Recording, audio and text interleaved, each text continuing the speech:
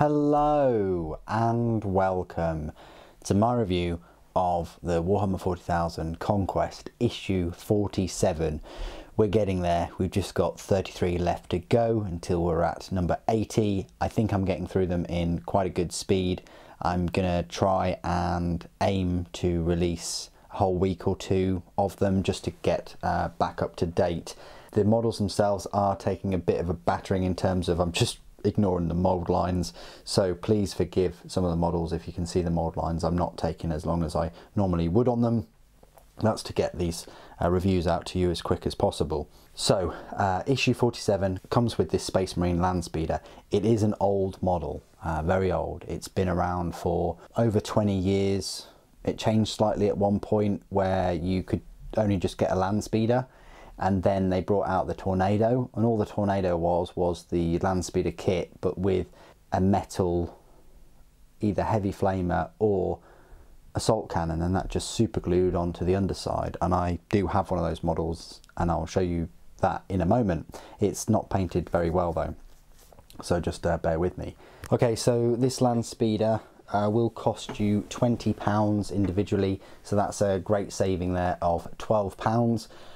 Because this magazine is $7.99, and in the kit, if you were to get it, it includes all the parts to make 3 different variants of land speeder: the normal land speeder, the land speeder Tornado, and this land speeder, the land speeder Typhoon. You might even be able to pick up the land speeder from a third-party store though for £11 or £12, so just bear that in mind. Land speeders also aren't that popular on the battlefield. I don't see many people use them. They're kind of overlooked because they have a weak toughness and can be taken out quite easily, quite quickly. In my collection, I think I have 3 Tornadoes, and now I've got 3 Typhoons, a Tempest, which is a Forge World kit, and a Storm, which is the Scout land speeder, a Scout transport land speeder. I would like to get a couple of Storms, then have 3 of each, if that makes sense. But I don't actually have any of the normal land speeders, so interesting. I should really have those. Anyway, as always, the format of this video will be, we'll have a look at the magazine itself, we'll go through that, then we will look at the land speeder itself and all the detail, or not so much detail. We'll do some size comparisons, and we'll go through all of the rules. In the size comparisons, I'll compare it to other land speeders. So if we gently move the land speeder out of the way, hovers over there. I've built the Typhoon version, by the way. The Typhoon version has the 2 Typhoon missile launchers.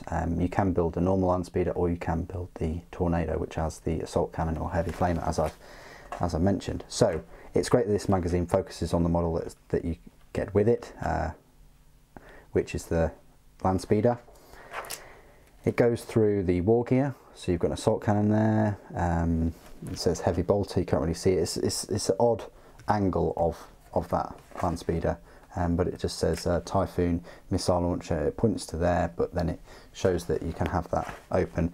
Then this is the data file on it, which is great because it shows the Typhoon missile launcher, the multi-melter, the assault cannon, the heavy bolter, and the heavy flamer. They're all the weapons that you can have with the land speeder, other than the Tempest, which is a little bit different. It gives you a bit of fiction with Skies of Flame, and talks about the Tau, and then Demons of Nurgle. You've got Heralds of Nurgle, and the Sloppity Bilepiper. And then how to build a land speeder. It's quite straightforward to put together. You will have some issues with some of the mold lines. They're a bit awful. So just bear that in mind, but it goes together really quick. It's such a quick, easy kit to put together, and yeah, it's lovely to paint as well. I'll show you some painted models in a moment. This is how they've painted theirs. It might be easier to paint the Space Marines out of the vehicle in what's called like sub-assembly, because it's hard to get into the shoulder pauldrons and things to paint them once they're already in that. And that's a good tip for any vehicles that have Space Marines in. And they do a good job, to be fair. If we go right at the end, it looks quite decent. You know, just needs some highlighting. But they've coloured the weapons quite odd with this gold. It's interesting. Retributor armour, like gold weapons. Yeah. And then mission, War in the Skies, sets you off a land speeder against the fetid bloat drone, aerial superiority. And then you get the data sheet itself. I have the Spaceman Codex that came out in September 2019, and I have to say that the only thing that's changed is an extra ability. Well, with all of these Space Marine data sheets in this whole collection, in the brand new Codex, they have an ability called And They Shall Know No Fear, which encompasses the Bolter Discipline and all of the other abilities within that ability. And also a new ability that this land speeder has is anti-grav upwash. Models in this unit have a move characteristic of 20 inches instead of 16 inches, whilst the unit contains 3 models. So if you've got 3 of them, you're getting 20-inch movement speed, which is fantastic. Means that your heavy bolters have got effective ranges of 56 inches, which is amazing. And also if they're equipped with multi-melters, then you've got 44-inch effective range. But we'll go on to the rules a bit later on in the review. I would like to just add at this point that I think another ability which they used to have was, if you had, I think, 2 or 3 of them, they could be used to triangulate a position to help a whirlwind tank out, and it meant that the whirlwind didn't need to see what it was firing at. However, the whirlwind itself now has that rule automatically built into its 2 weapon profiles, so bear that in mind. It overrides that. So that's the magazine look. The next 2 issues are the 2 bikes, so again it's going to be a bit of a Space Marine heavy issue next issue, and then we've got a first look and review in one of issue 49.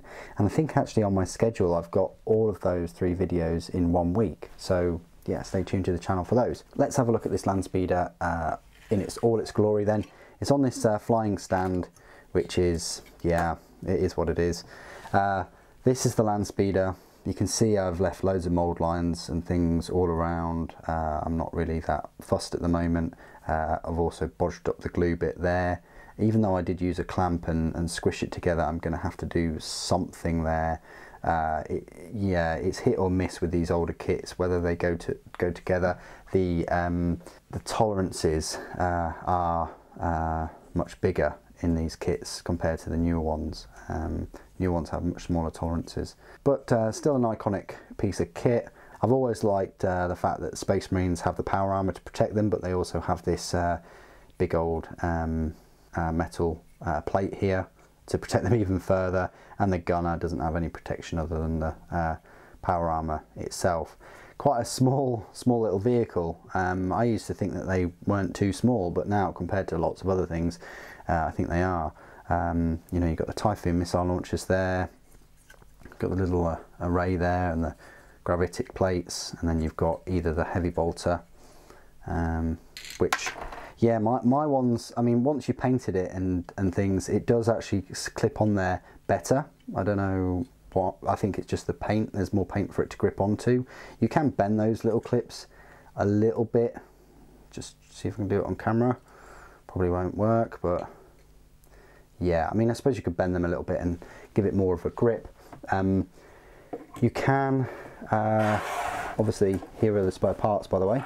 You can put your little icons, chapter markings on there. So you've got Blood Angels 1 and Ultramarines, Space Wolves and Dark Angels. You know, they were the sort of 4 main ones, I guess. I haven't put any markings on mine, but you can put them and place them just there. There's space either side. You've got the assault cannon and the heavy flamer, which you could have put on the bottom of this land speeder if you wished. So that's what they look like. Well, sorry, that way. And also you've got the 2 hatches either side where the missiles, you know, if you chose not to have it as a Typhoon, they would go there in place of the ones with the cutouts for the Typhoon missiles themselves. So let's just do a few size comparisons, and then I'll show you it next to my other land speeders in the collection. So next to something else that's flying for the Death Guard, the fetid bloat drone. As you can see, they are quite similar, but the fetid bloke drone kit is £30 instead of 15. Well, if you've got the multi-part kit, and definitely worth it in terms of detail. But that just gives you a size comparison compared to one of these. It just makes the bloke drone look quite big. Next to a Myphitic Blight Hauler. Landspeeder is just a little bit bigger lengthways, but widthwise, Blight Hauler's got it. But yeah, I think these are £15. I think these are the same price as a Landspeeder, but but these are easy to build, and yeah, awesome looking, obviously. Next to like a Rhino, this Chaos Rhino, this Death Guard Rhino would be the same size as a normal Rhino, obviously. Yeah, Rhinos look quite big next to a Landspeeder. And then next to a Redemptor Dreadnought, the easy to build one. I'll move this over here. Yeah, it just goes to show you that Dreadnoughts, I mean, this is the largest Dreadnought now, except for the Telemon. Just goes to show you how big Dreadnoughts are. Well, these kind anyway. They stand, yeah, way taller than Landspeeders. Maybe you could get taller bases for the Landspeeder, but yeah. And finally, of course the Space Marine's in there, but if we just have a little look at a normal Space Marine on the left and then a Primaris on the right, that gives you some idea of where they stand. They are going to look a bit dinky near even 5 Primaris, I guess, but near the old Legacy Space Marines, squad of 5 or 10 of these aren't going to make the Landspeeder look out of place. But Primaris, yeah, I think they will. Okay, so here are a couple of Landspeeders I painted earlier. I don't know why this one's on such a tall base. Just guess it is. Maybe I could find a taller stand for this one, or I think maybe one of the reasons is because my other Landspeeders, the painted ones at least, have this ball and socket joint, which adds, yeah, an extra, you know, half an inch or so to the model. I like to model my bases too, if you can see them, see the little detail. I really like that. That goes very well with my board. The Landspeeder itself is not painted well at all. I think this is the second Landspeeder I had, and I went through a phase of, I don't know, just putting a load of shade and wash on it for some reason, which messed up the paint job. So I'm going to have to go over this one, and I think I will go over a few of my older models.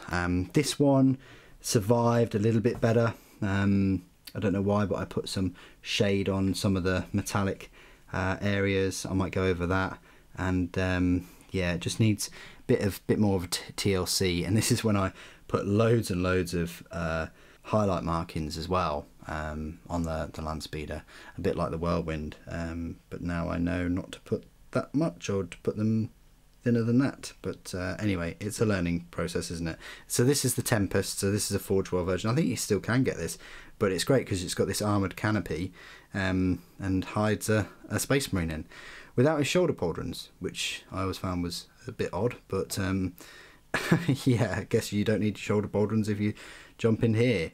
Maybe they're in the boot or something, but it's a nice Landspeeder because it's got the missile launchers hidden away and the assault cannon. No frills, just a pilot and gunner all in one. Yeah, lovely Landspeeder, and it is, yeah, a collection of plastic parts and resin parts.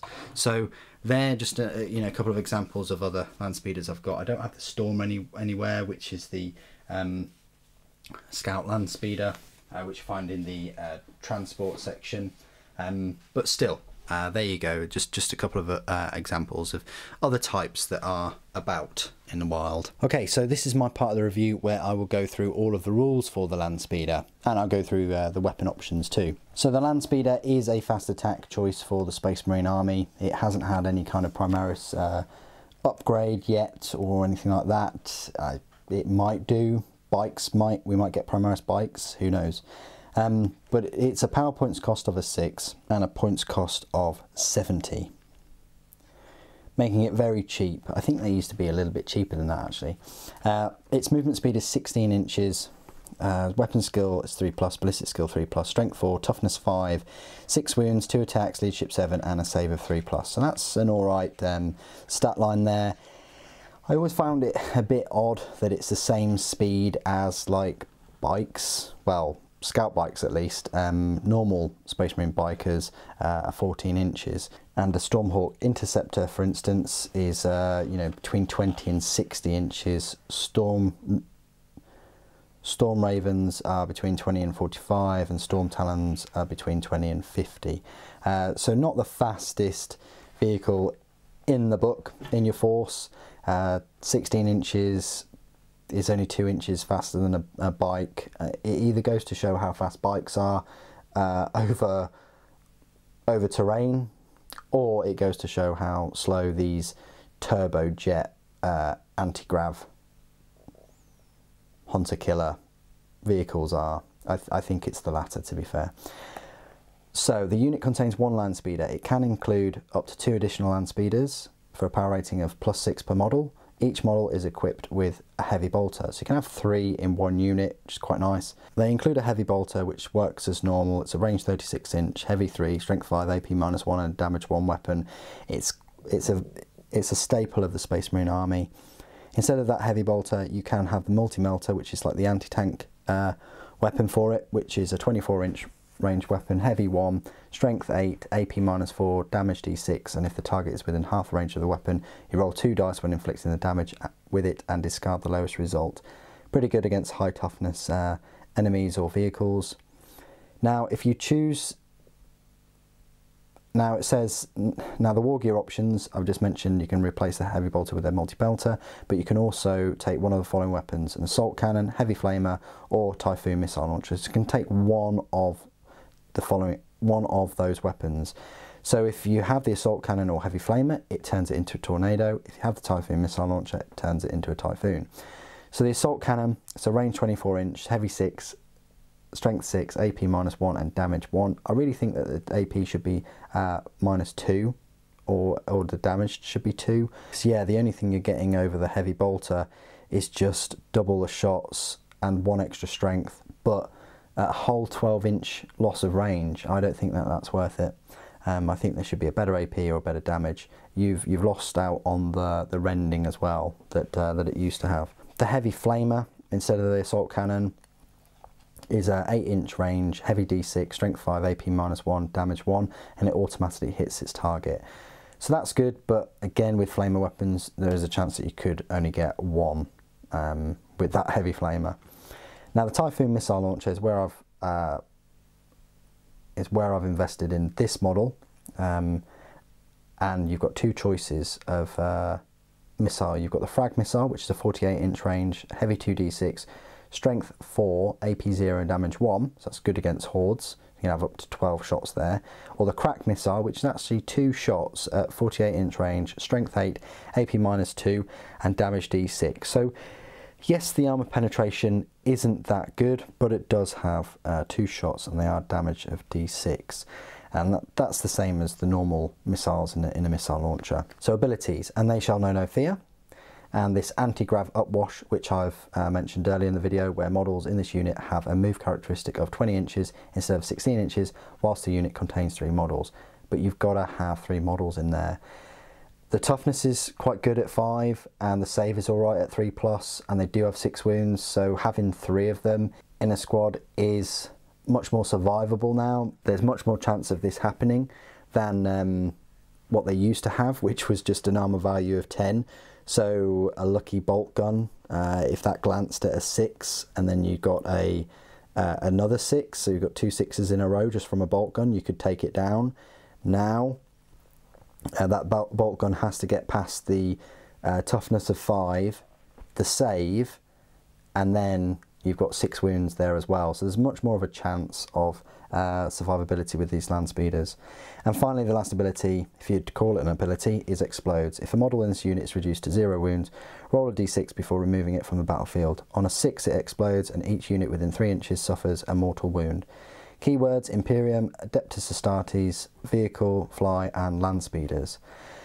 So there you go, that is the Land Speeder. I still think it has a role in Space Marine Army as a cheap way of getting a multi-melter up the board, or using the Typhoon missile launcher. They're more survivable than ever, and they're certainly more cheaper than the Stormhawk interceptors or Storm Talon gunships. But with those you're getting better toughnesses, more wounds, and typically access to stronger, longer range weaponry like las cannons and Skyhammer missile launchers. So there is a bit of a trade-off there, but their movement is vastly improved. So what do you guys think of the issue and the model, the Space Marine Land Speeder? Do you think it's showing its age? I certainly do, after over 20 years. How many Land Speeders do you have? Put it in the comments below. It'd be great to hear from you. Thank you ever so much for joining me today. Thank you for watching. The Emperor Protects.